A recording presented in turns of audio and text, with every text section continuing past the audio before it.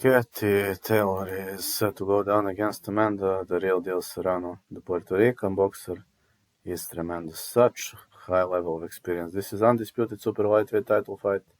And Serrano is not coming to lose. Amanda Serrano is 5'5", 65.5 inches of reach, 36 years of age, fighting out of Brooklyn, New York. She defeated Stevie Morgan, Danilo Ramos, Heather Hardy, Erica Cruz, Sarah Mahmoud. But I don't see a stoppage in this fight. Taylor is very, very chinny and 5'5", 66 inches of reach, and 38-year-old out of Connecticut, United States.